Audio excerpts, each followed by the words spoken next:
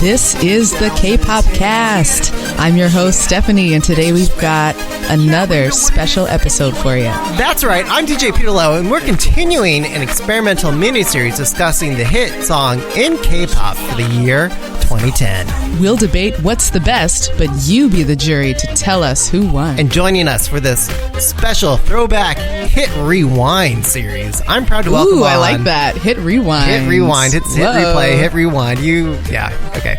We're punny. But we've got the OG K-pop journalist herself. It's Tamar Herman. Welcome, Tamar. The one and only. Hey, guys. I don't think I'm the OG, but I'll take it for this podcast. Thanks, guys. In our eyes, you are, Tamar. So just take it. I'll take it. It's mine. Nobody else can take that crown. So 2010, guys. Like, in my eyes, 2010 was the last year of the golden era.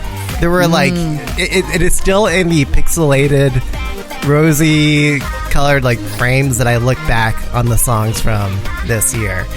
We had so many great songs that when I hear, I'm like, oh, the nostalgia, the goosebumps that they emerge whenever I hear these songs. And it's songs that you feel like you can only relate to a special crowd, people who have been around a while. Oh, that came out wrong. But I mean, people who can who get it. No, this is what I grew up with, or this is what I think of when I first heard of K-pop. So I think of songs like Queen by Sondambi and Sondambi in general. Oh my God, I just love Sondambi. Yeah. Bring her back. Where's she at? I think she had a scandal and it was just bye. Oh no, you can come back from scandals as we've seen. Yeah, we're ready. Yeah, it's time, Sondambi. Come on back. Her song Queen though, sounded hella inspired by a certain TikTok by Kesha just the year prior. But I love coming it right because, out with the scandals, with the smoke. Yeah.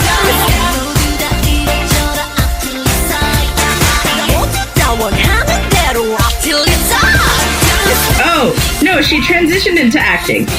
Oh, she was in that drama this year when the camellia blooms. Apparently. Really? Yeah, I didn't get up to that part with her. Yeah, I haven't watched it yet. Yeah, we should do a Where Are They Now? Yeah, that's right. Oh, next episode series. Yeah, Where Are They Now? Yeah. I love the IU cover of her stuff that year. I disagree with you. I agree with you that 2010 was kind of the end of my beginning stage of being a K-pop fan, because that was after Wonder Girls, Big Bang, Super Junior, the 2008 and 2009 really rise of YouTube virality. But I think 2013 was the end of the golden age in my mind, because 2013 and 2012 and 2011 had so many big hits that we still sing and we still think about. 2013 had so much good stuff. 2012 had so much good stuff. I think as you guys continue this series, you're going to feel that way. But then starting in 2014, it started to be so much, and the industry kind of became conflated. So there were so many releases that nothing ever became really a hit except occasional songs. Whereas in between 2008 and 2013, from my experience, there were hits. I Got a Boy was a big hit. In 2013, I went to a Dream concert, and it was Sister was performing, and Girls' Day was performing, and Shiny was performing, and TR was performing. Everyone was performing, and they all had hits. And it wasn't now, not that it's filler, but if you go to KCON or Mama or Mnet, there's always groups you're oh, I don't know how many times I've heard this song. The average Korean doesn't know that song. But back then it was there were huge hits, and I don't think 2010 was the end. I think it was maybe the end of a certain era, but it wasn't the end of the golden age. I will fight you on this. 2013 was amazing. And I think I'm the Best, Step, so many good songs came out in years to come. Well, Stephanie, if you listening to that, we've clearly got more reason to continue this Hit Rewind series. Indeed. And to have you back for the 2013 episode. I would die. Let's make it happen. Yeah, let's make that happen. What were some other notable 2010 moments or songs that you guys will always remember? I feel hello, Black Soshi concept, Run Devil Run. Anybody? Oh yeah. And the way they transitioned to that out of the way they hyped it up. Yeah. The end of the old music video, legendary. Yeah, that's and then, right. Oh my God, the figure skater.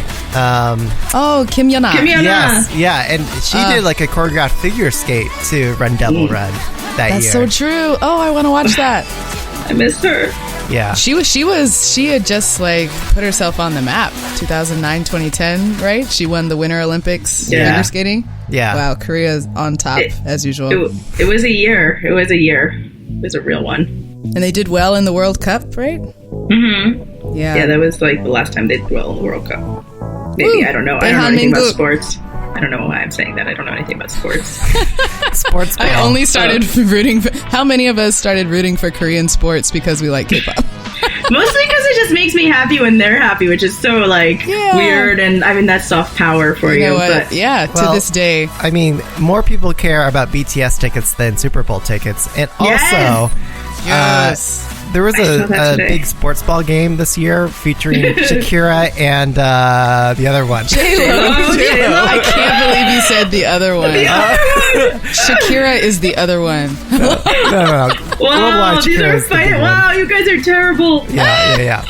But hey. For that concert featuring a sports game, a sports team, there was another major concert happening on the same day, featuring Super M, and it was like no one cared. That's right. Like no one cared about the football game. Everyone was there for Super M. So yeah, it was pretty funny. Super Bowl, Super M. Yeah, it was good timing. Yeah. But back to 2010. Yes. I feel like this was a year that we saw a lot of artists who we kind of already knew reinvent themselves. So like GD and Top debut, we saw we saw JYJ, we saw Hyuna, we saw J Park. Like we saw all these artists who we kind of already those knew. Three that you just listed have like something crazy in common, which is that they emerged out of, well, at least J Park and JYJ emerged out of serious scandal and came back on the scene like really with the support of international fans leading the way. That was a huge landmark for me in 2010 to feel a part of that support that they weren't getting at home. Was that the first time? I feel like I was a pretty new fan at that point still. Like I remember, like I kind of consider like 2PM's debut date my start of K-pop because that's the first debut I remember. So that was like later in 2008. But you had been a fan for longer, right? Oh yeah, I'd been a fan since like 2004, 2005. Wow. I remember being on I remember being on the Soompi forums. Anyone else? And around the time that like J Park was kicked out of 2PM, JYJ was forming. Those forums were just like I remember that. Yeah. And I remember for that. all you hotbed of kids, activity. like growing up, like right now, the Soompi forums like were Facebook, they were Instagram, Reddit. they were It was the Snapchat. place to be. Yeah, that's what the like social media equivalent was back in those days, especially if you were Asian American. I feel like. Yep. Yeah.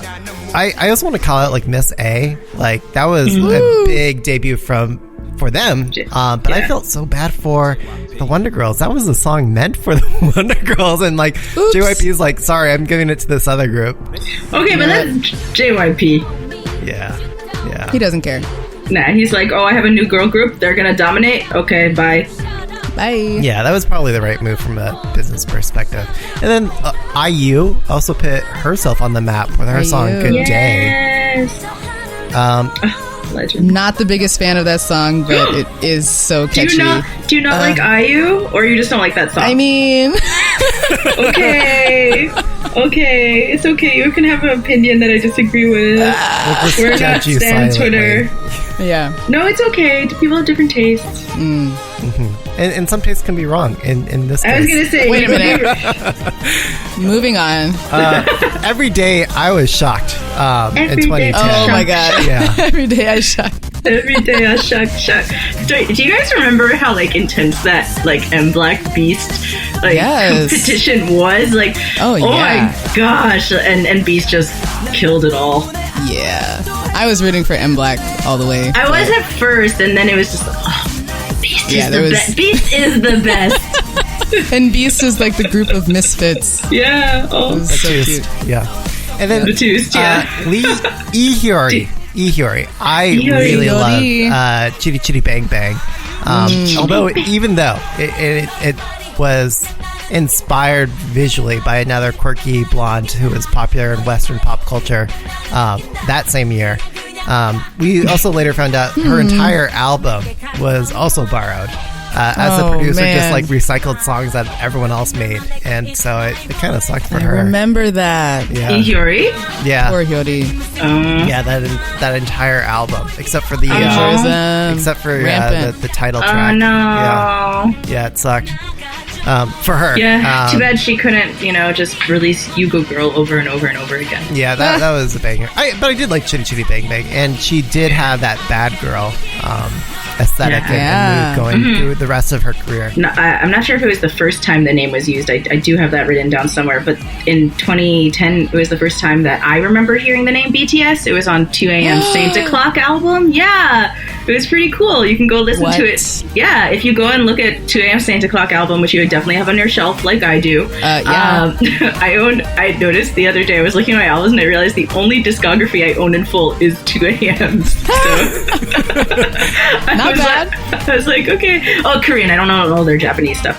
But yeah, 2 a.m. was under big hit at that point, fully, and BTS is named, Bangtan Sonyeondan. It's listed, and you can hear RM, and I think you can hear Suga.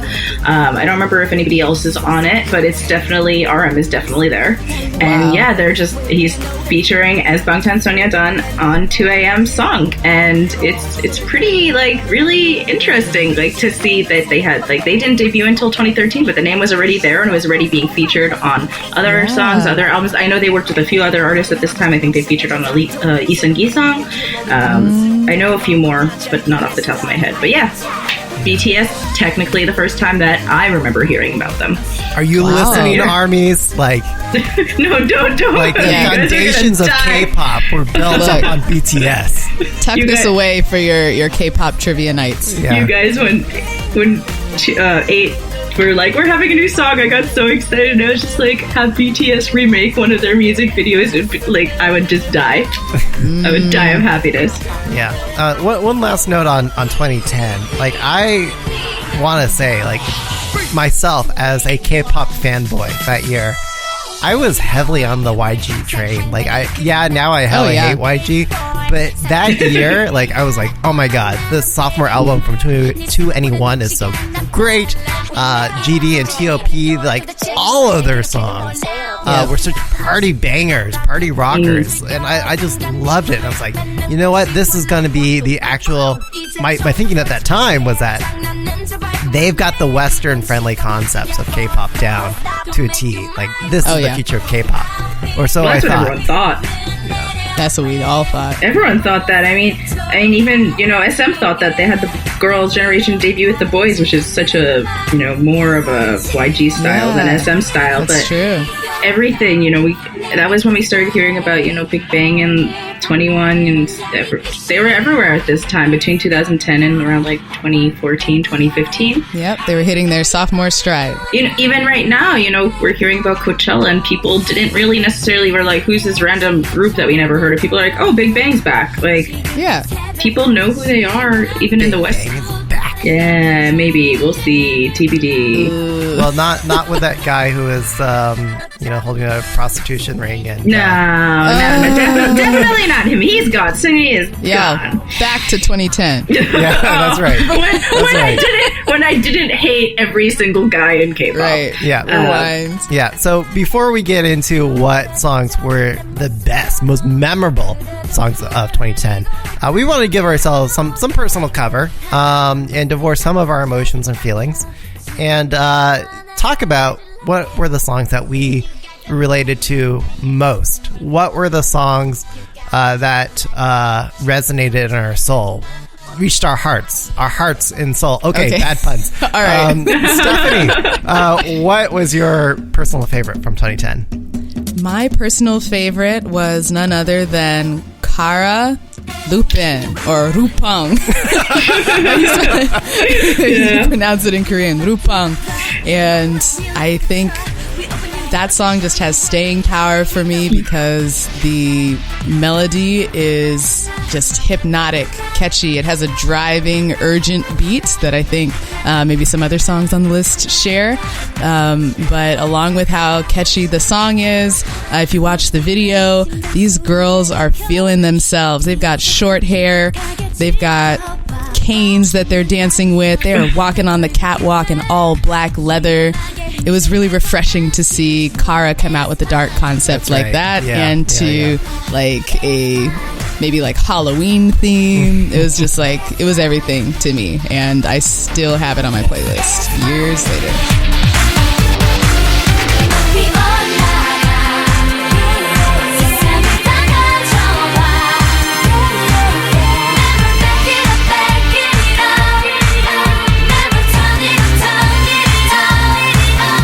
It kind of changed everything for them, because from then on, they would do sometimes bright, but then sometimes dark, and they really like owned it and did it really well. And we didn't actually discuss this before while we were doing our rundown, but I think like you kind of mentioned how it was YG's year, but it was also like the last year where DSP was really big. Like Kara continued, but Double S had so many hits. I feel like someone's gonna listen to like, who's Double S 501? That's right. But like that was like Love Ya's year, Let Me Be the One. Like That's DSP was big. I missed that time when I didn't absolutely hate Double S. They were right up there. They were like label number 4. Yeah, they had so many hits, Kara. I miss them. Well, hopefully Card can carry them through. Don't laugh. Be nice. Yeah. Okay. Pilo, you've got a good selection coming up. What is it? There are very few songs in the course of history in K-pop that legit give me goosebumps. And this is one of those songs. Like the first like do do do do do do do do, like goosebumps start to emerge on my forearm. It is like I relate. I emotionally connect with this song as a grown adult male to the song by this young female. But it's 2NE1's "Go Away." This was the best year for 2NE1, in my opinion. I mean, yes, like I am the best, certainly blew them up even further, but this is my favorite concept by 2NE1. Everything off of that album, but this song in particular resonated with me to an emotional core. The story is about breakup, and it also features domestic abuse, of all things. Oh, yeah, it was an intense music video. It was heavy. And we're seeing ghosts and spirits of her bandmates, Seal's bandmates, featuring Dara, Park Bom, and Minji. And the music, guys, like, this is an example of autotune done right. Like, autotune is often pejoratively used, like, oh, this singer has no talent. But in this case, it was used to a perfect artistic effect where it just cuts through the music, especially in CL's verses and choruses. Have you guys seen their live stages when they perform this song live? I need to see it again. Okay. Not in a long time. Well, what I really loved about it, like, I mean, it would compete with the choreography that we see today in 2020. Like, it was innovative. It starts off featuring like 20 people or 25, 30 people on a stage. And they're all partying. They're all hopping up and down and dancing. And like in The Matrix when there's like bullet time and like the camera like pans all the way around the subject? That's exactly what we saw with this party. So rather than like the camera circling around the stage, all the dancers, all 20, 30 dancers on stage, they all moved in perfect sequence, perfect choreography. So like you're spinning around, seeing different angles of the party, and you're seeing how someone is breaking up, or that another reason why someone is not shit without their crew. So I love without your crew. Yeah, and they close it with like a perfect like heartbreak gesture that is like forever, like, oh my god, that's how you end a K-pop song. Like I'm not gonna try to explain it on a K-pop podcast, but like just watch the video, guys. All right, lastly, sorry, I'll shut up after this. Wrap it up. This is an also memorable song because it ends in fiery death murder.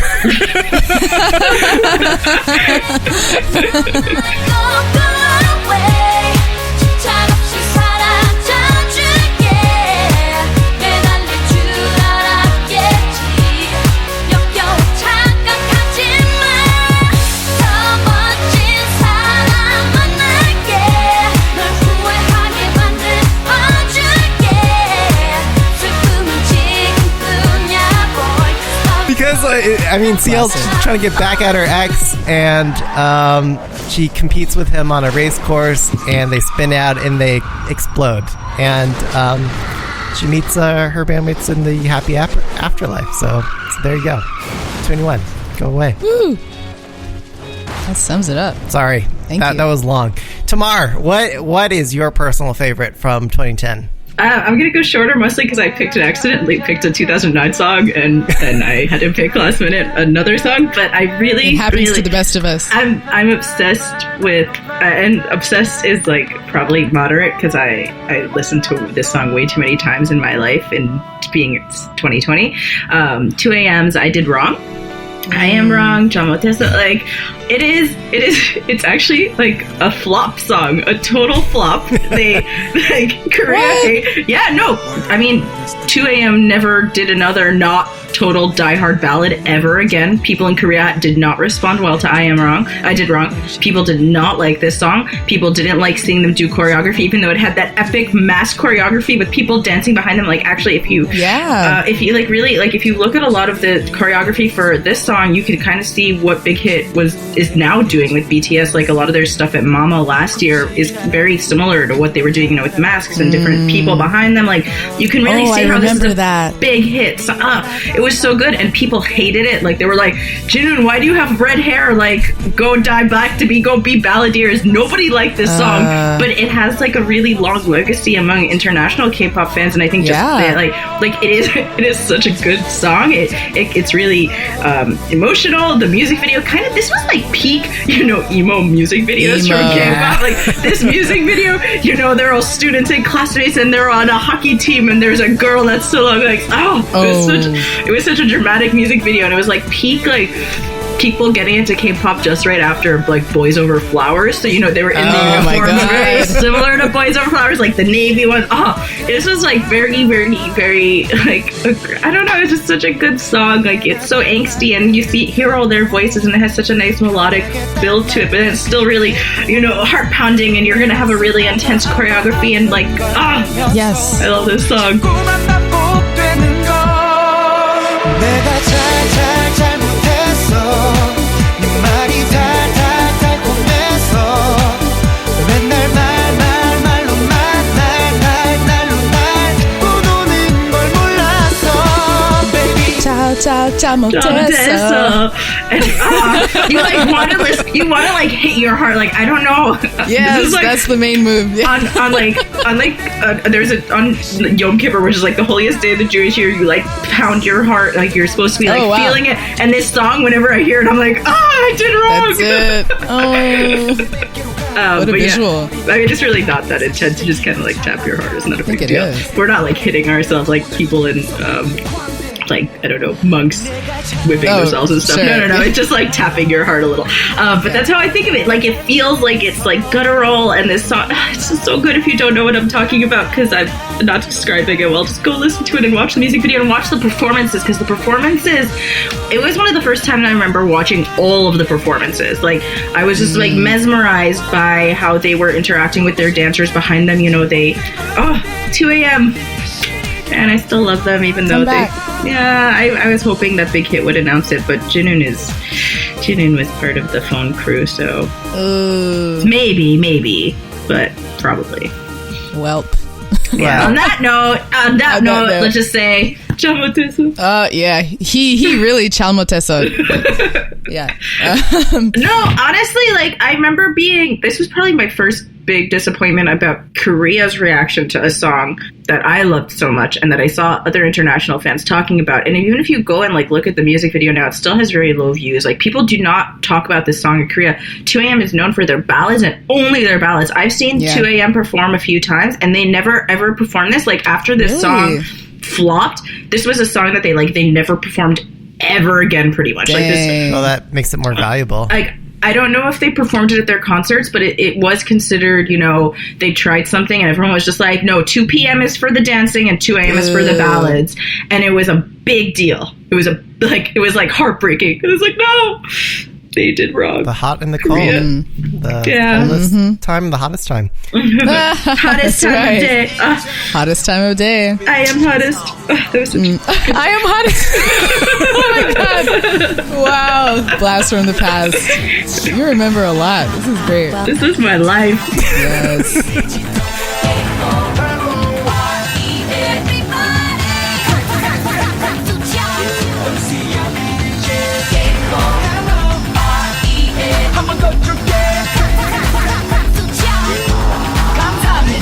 All right, well, that wraps it up for our personal picks. But now it is time. This is the time you've all been waiting for.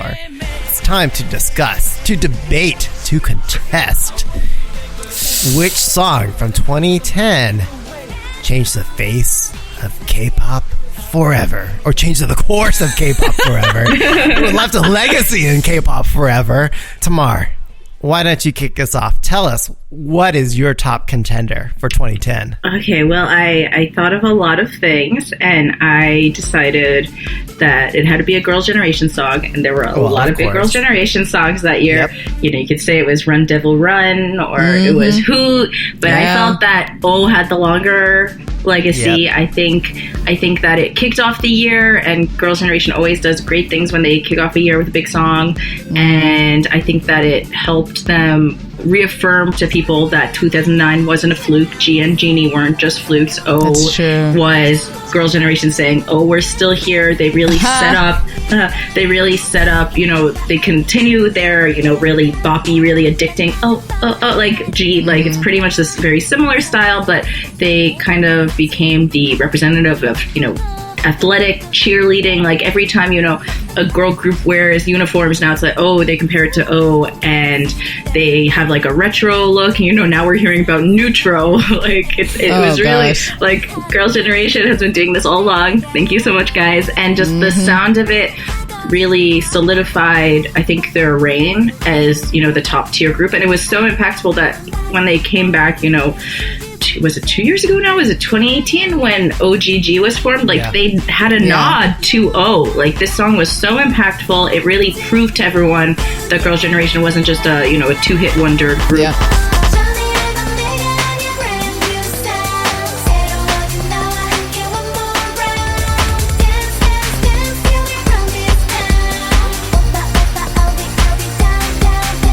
Because, you know, you can have a hit and then you often have a similar hit. So like, no offense, but like Momoland, you know, boom, boom, and bam, like, and then the same song. Yeah, and then by the time you get to the third song, it's like, oh, you have to do something new, and people you don't know what to do. And if you like listen to O and G back to back, and Genie, like, and Who, like, these are all really different songs, but they figured out how to like get in your head, and they have their vocals the really. The quality is all so high. It's just gonna make you say, like, and then, you know, it also was like the first time that I remember a girl group kind of really creating some sort of narrative in between their music videos. So you know, started off as these girls are really peppy, and then it ends with them facing down the darkness of that we would end up being the performance outfits for Run Devil Run. So they were like the bright and boppy Girls' Generation meets the angsty Jessica with the blonde hair and the black highlights. Oh my gosh.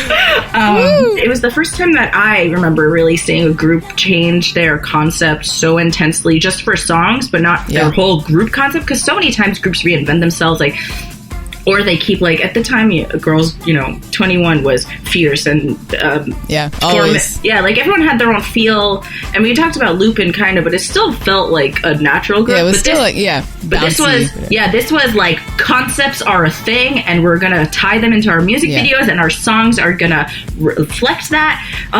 It was iconic. I love O. Yeah, we all remember where we were when we heard of the black Soshi concept and how they hyped it up. Oh, it's such a big thing. They should do it for NCT and NCT Dream. Right? 127 versus Dream. Bring it back. I remember that was the first time I actually started to notice that Jessica wasn't that great at dancing. I hate to say it. Like, I remember just seeing her like, oh wow, they totally put her to the total left of the camera just so that they can kind of hide and obscure how she was off time, or she couldn't quite isolate. Or Run Devil Run. Yes.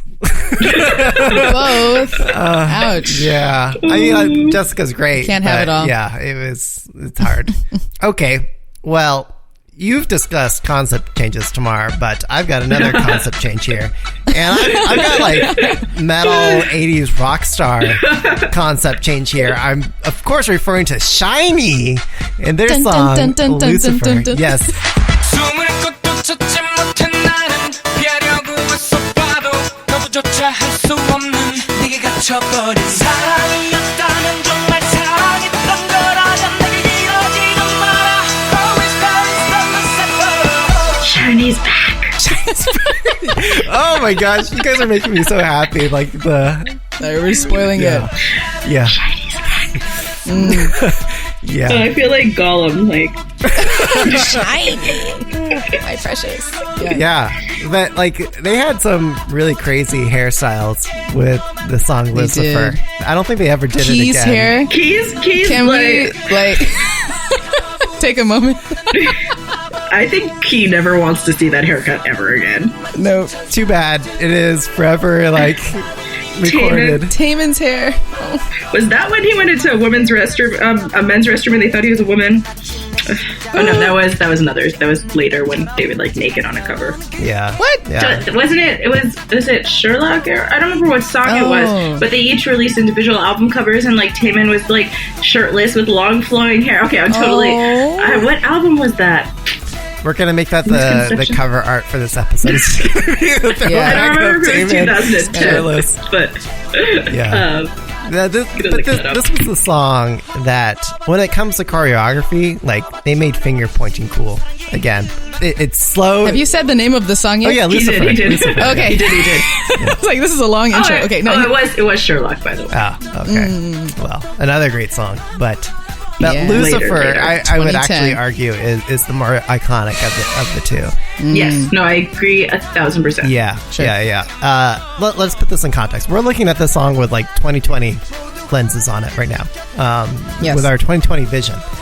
And in my 2020 DJ gigs today, if I'm ever in like an panic mode, like, oh crap, what song do I play now? Or like, oh shoot, I accidentally cleared the dance floor. Like, how can I get everyone back? Lucifer. SHINee's Lucifer is like, oh, okay, I play this and I just saved my app. Like you said, I think with, what was it, Brown Eyed Girls or whatever it was in our 2009 episode, Stephanie, like, kids who didn't Yeah. even grow up with this song know this song. Yeah. Like, Well, I mean, It's like, were you even born when this came out? nope. I mean, it is courtesy of BB Rexa in her bedroom. Wait, do you guys not know this? no, tell us. No. Lucifer is written by BB Rexa in her bedroom. She has said this multiple times on Twitter. Whoa. Yeah, she's a songwriter. She's like one of the. Crossover the other way. She wrote it when she was pretty young. Wow, not Yeah. bad.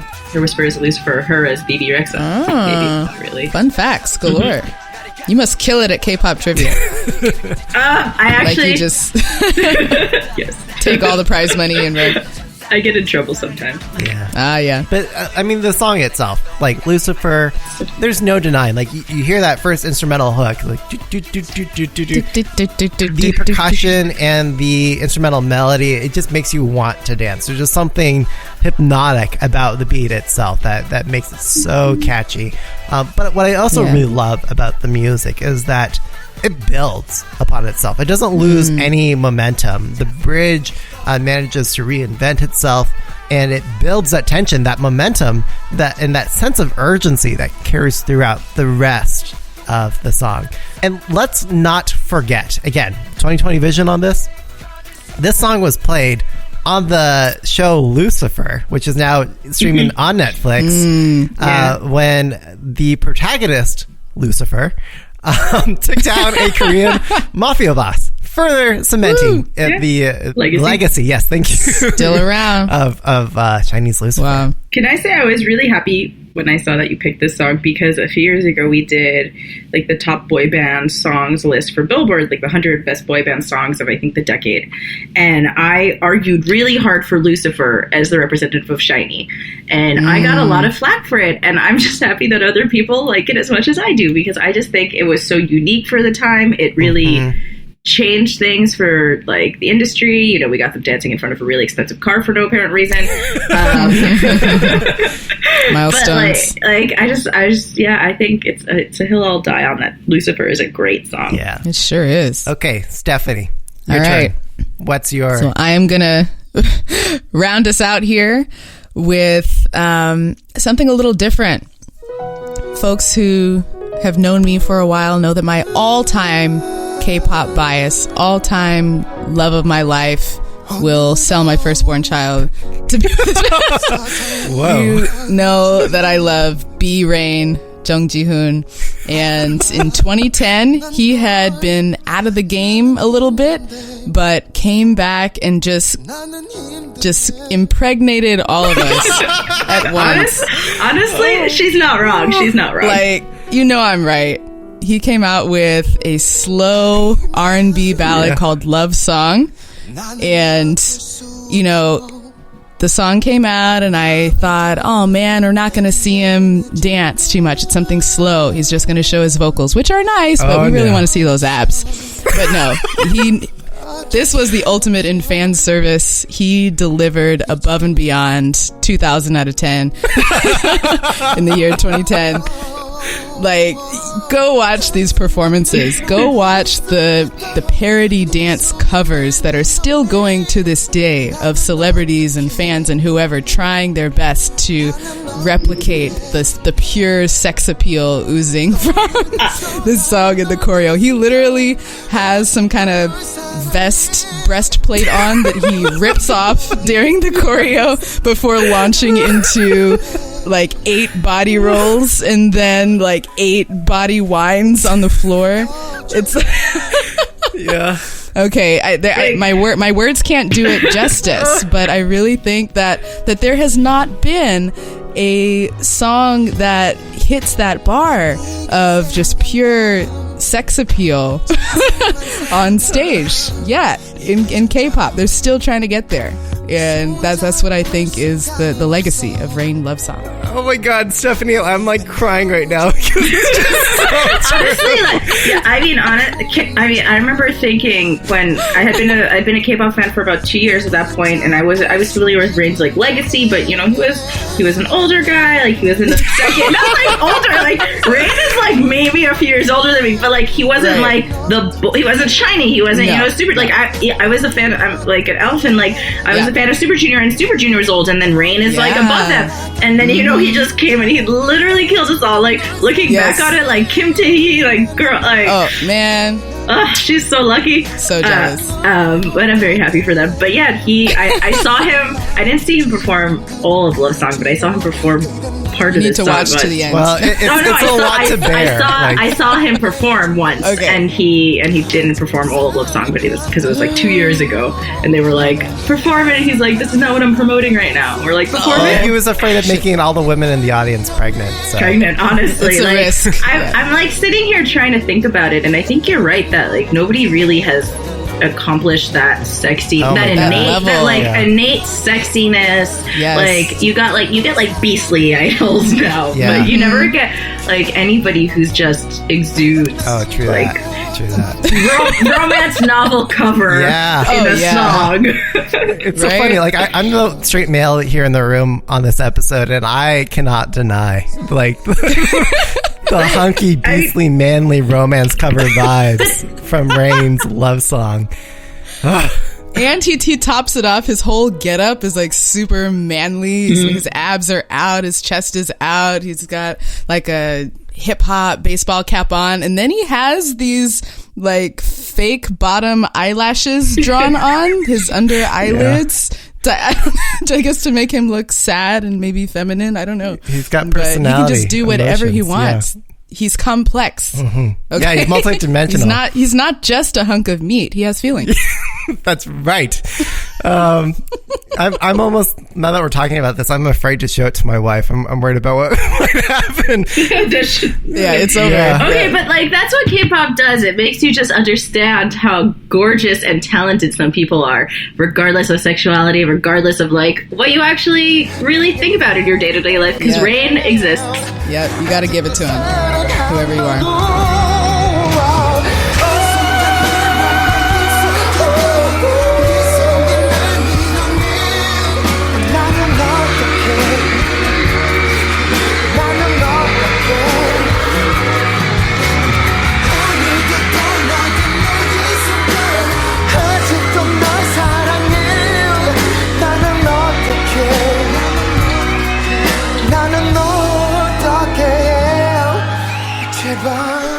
Yeah, I don't know how the women in his music videos manage to stay so calm.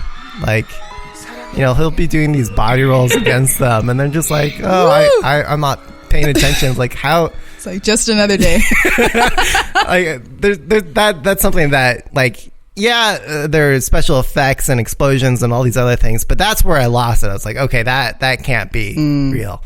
One year, actually, I was DJing a anime convention of all things, and we were doing a random dance game. And just because I wanted to troll all the dancers, I did just a bunch of songs with body rolls. And I did like Sister 19's My Boy. What else? There were a number of others. I'm forgetting right now. Nice. But then I ended on this song, and like it cleared the floor. And then I was like, okay, here, it's your time. So I walked out onto the floor. Oh my god! And I did the body rolls, and I, hit my my waist with the thing. But yeah, what? Yep. Wow, legend. I need video footage. And I started grinding against the floor as well with the body. My god! Okay. Anyway, I'm not in the shape that I used to be. No. Trust me, no one wants to see Dad Bod do that. We're gonna anymore. find it. Did you take your shirt and like put it over your head? No one can contest with the actual Rain himself. Nope, honestly. Okay. Nope.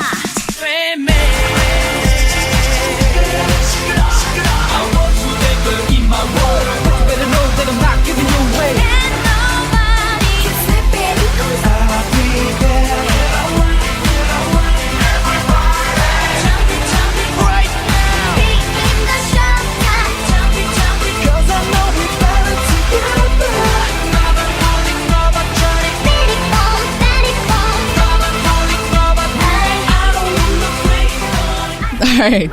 So, there you have it, y'all. Those are all the big-time contenders. But we also heard from some of our listeners on the K-pop chat over on Twitter. Our dear friend Agashi Karo said, hello, I would say Miss A, Bad Girl, Good Girl, is my pick. I discovered K-pop later, and this 2010 K-pop track is a hit that is often covered by other bands and rookies. It is not yet too old-fashioned. Yeah, I think that's a contender as well. We were talking about Miss A little bit up at the top of the episode, and I really wish they were still around to, raise the bar. I miss Min. Yeah. And Faye. Breathe was another really good song. I love Breathe. Breathe was super good. If you go and look at the music video, they have like this dance move where it looks like they're like shuffling. Oh, that's right. And they just look like penguins. Yeah. Oh my god. Dude. Good Girl, Bad Girl was great, but Breathe was like, I was like, this is so fun. This is great. This is wonderful. I get it now. Like, it's not just them being like cool girls. Now they're being like, I can relate to this one too. Sorry, everyone. I'm really lame. But that was kind of what girl groups were doing then. They were like, they weren't aiming for, guys. Like, they were aiming for girls to want to be them. That's right. I don't need a man. I don't need a man. I don't need a man. I don't need a man. Speaking of Valentine's Day. I was like, wait, I do. Anyone? No. Well, this was such a fun conversation. Thank you guys so much for inviting me. Oh, thanks for being here. Tamar, anytime you want to come back, you're most welcome. So I mean that wraps it up for all of our big contenders. Yep. You have heard from us, but now it's time for you to decide. Which song won this special Rewind Hit Replay episode for you? You can tally your vote on our Kpopcast Twitter poll. Just go to our Kpopcast Twitter account. It's at the Kpopcast. We'll have a poll up, and you can just click on the option that you thought. Which one? You've got 7 days to vote. Got 7. Oh, I see what you did there. Got 7 days to vote. From this episode's air date, we will announce the winner on the next episode.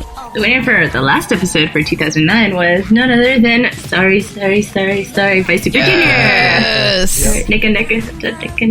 That's what I'm talking about. I nearly discussed Bonamana, but I decided not to. Oh, that's right. How can we forget? That was another great song from 2010. We gotta get us all sweeping. Yeah. But in the meantime, let our listeners know where they can find you on Twitter. I'm at DJ Peter Lowe. Tamar, where can they find you? You can find me at Tamar Wrights. And I'm S. Parker, too. And again, you can find all of us at the Kpopcast. And voting for... Wait a minute. Michaela, what?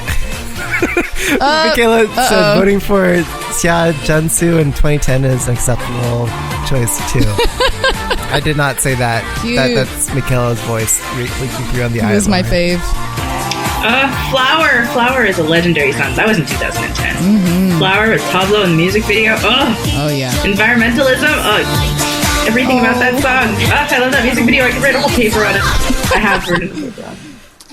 Adieu, adieu, 헬리를 빛깔을 듣고 뛰어나봐봐 널 부르는 저 calling adieu, 뛰어나봐봐 네 안에 숨어있던 너를 깨워봐 그래, 그래 You're so cool 날 사로잡은 그 so sexy Sexy, sexy, sexy 첫 번은 Mr. Smarty 화려한 너를 느껴봐 아니라 네 생각대로 될 수 있지 1, 2, 3, 4 Do you wanna 이제 wake up, wake up, wake up, wake up, wake up Wake up, wake up, wake up, wake up Wake up, wake up, wake up, wake up 모두 다 원하는 대로 till it's time 이제 wake up 내가 잘못했어 내가 잘못했어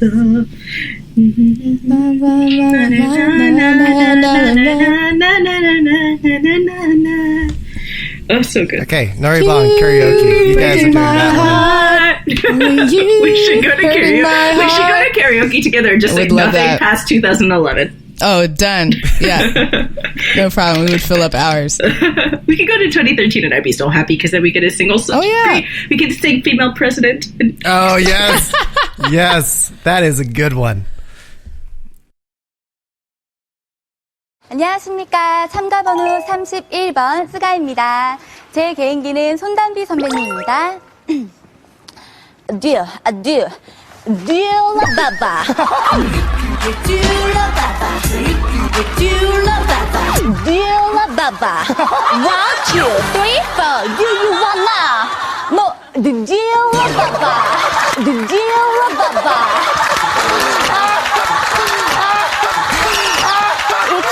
반가운 거린 내 거야. 내 거야. 귀여워요. 감사합니다. 아, 보여줬습니다.